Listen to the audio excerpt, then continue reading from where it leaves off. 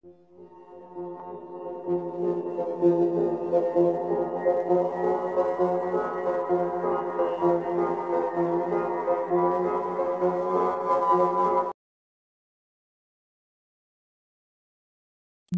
TNI Gatot Subroto adalah tokoh perjuangan militer Indonesia dalam merebut kemerdekaan dan juga pahlawan nasional Indonesia.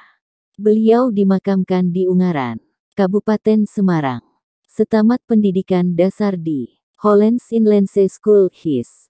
Gatot Subroto tidak melanjutkan ke jenjang yang lebih tinggi, tetapi memilih menjadi pegawai. Namun tak lama kemudian, pada tahun 1923, memasuki sekolah militer Het Koninklijk Nederlands Indische Leger atau KNIL di Magelang. Sempat menjadi sersan kelas 2 saat dikirim di Padang Panjang selama 5 tahun. Gatot Subroto kemudian dikirim ke Sukabumi untuk mengikuti pendidikan lanjutan, pendidikan Masose.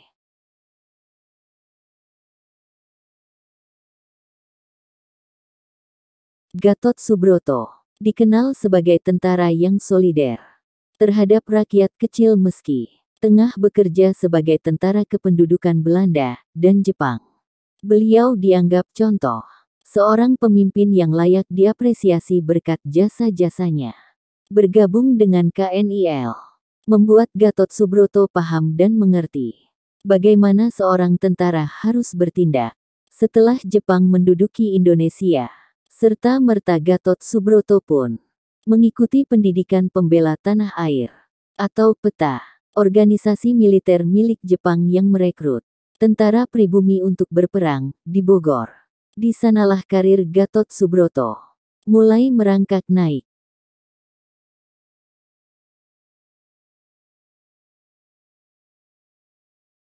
Selepas lulus dari pendidikan PETA, beliau diangkat menjadi komandan kompi di Banyumas sebelum akhirnya ditunjuk menjadi komandan batalion.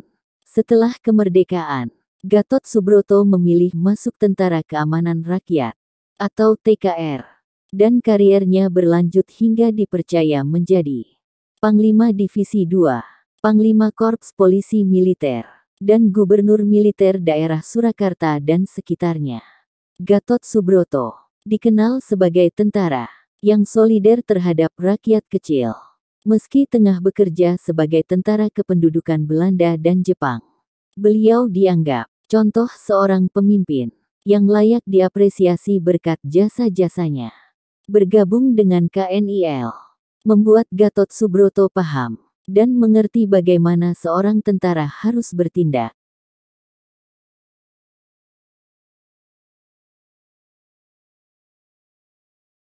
Selama menjabat sebagai komandan kompi dan komandan batalion, Gatot Subroto dinilai sering memihak kepada rakyat pribumi. Hal itulah yang sering kali membuat beliau ditegur oleh atasannya. Namun, bukan berarti sering mendapat teguran dari atasan membuat Gatot Subroto kapok dan patuh terhadap perintah. Justru hal itulah yang membuat Gatot Subroto mendapatkan angin segar untuk sekadar menakuti dan mengancam pihak Jepang.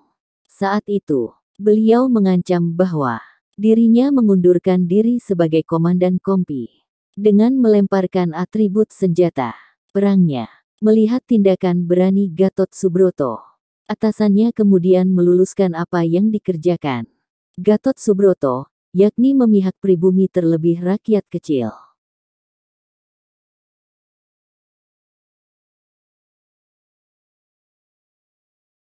Beliau juga menentang Jepang jika berbuat semena-mena dan kasar terhadap anak buahnya.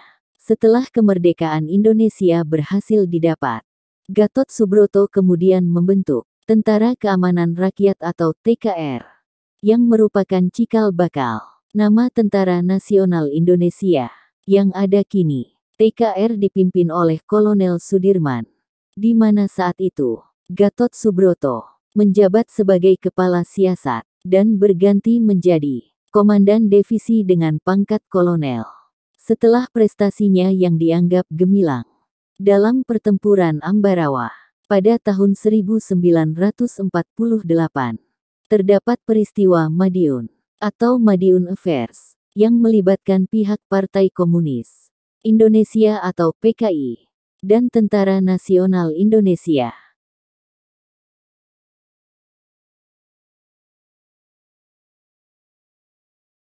Pemberontakan tersebut berada di wilayah Madiun, Jawa Timur, yang kemudian berakhir diatasi dengan baik oleh TKR di bawah pimpinan Gatot Subroto. Saat melawan PKI, Gatot Subroto melancarkan operasi militer agar dapat memulihkan keamanan di sebelah barat. Gatot yang diangkat menjadi Gubernur Militer Wilayah 2 Semarang Surakarta tanggal 15 September tahun 1948, serta pasukan dari Divisi Siliwangi. Sedangkan dari timur, diserang oleh pasukan dari Divisi 1, di bawah pimpinan Kolonel Sungkono, yang diangkat menjadi Gubernur Militer Jawa Timur, tanggal 19 September tahun 1948, serta pasukan Mobil Brigade Besar atau MBB Jawa Timur, di bawah pimpinan M. Yasin. Panglima Besar Sudirman menyampaikan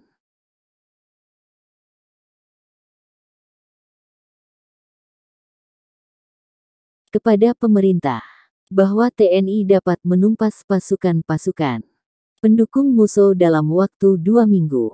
Memang benar, kekuatan inti pasukan-pasukan pendukung musuh dapat dihancurkan dalam waktu singkat. Tanggal 30 September tahun 1948, kota Madiun dapat dikuasai seluruhnya.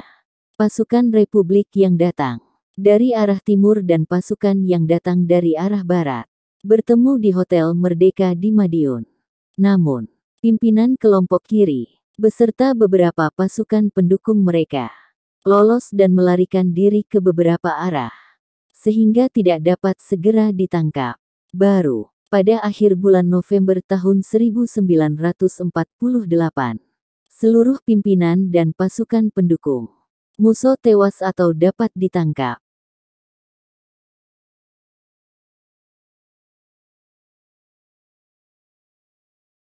Sebelas pimpinan kelompok kiri, termasuk Amir Syarifuddin Harahap, mantan Perdana Menteri Republik Indonesia, dieksekusi pada tanggal 20 Desember tahun 1948 di Makam Ngalihan atas perintah Kolonel Gatot Subroto.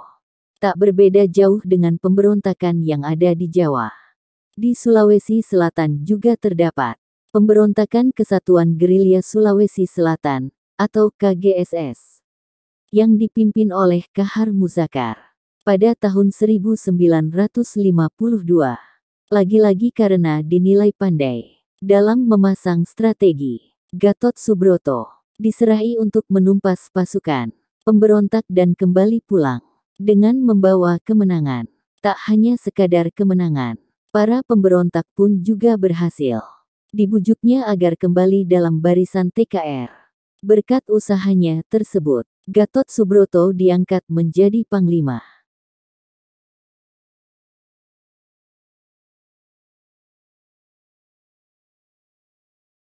Selama memimpin, Gatot Subroto dikenal sebagai pemimpin yang disiplin, tegas, berani, dan membela kaum yang tertindas.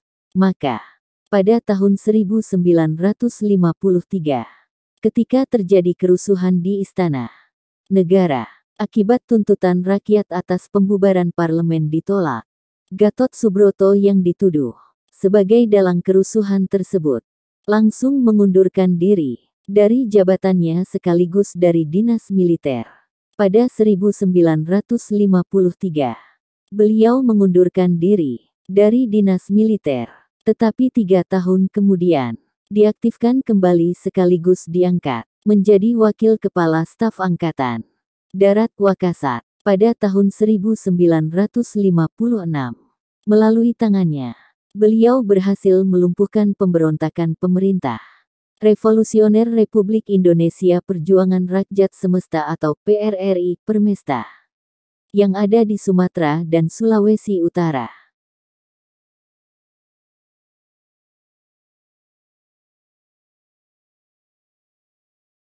Pada tanggal 11 Juni tahun 1962, Gatot Subroto meninggal di usia 54 tahun. Pangkat terakhir yang disandangnya adalah Letnan Jenderal.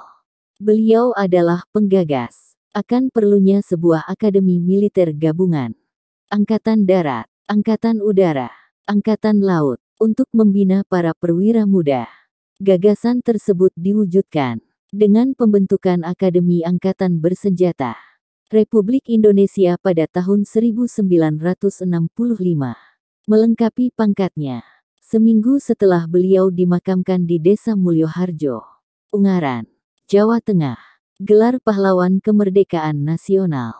Menurut Surat Keputusan Presiden Republik Indonesia Nomor 283, tanggal 18 Juni tahun 1962, disematkan kepadanya.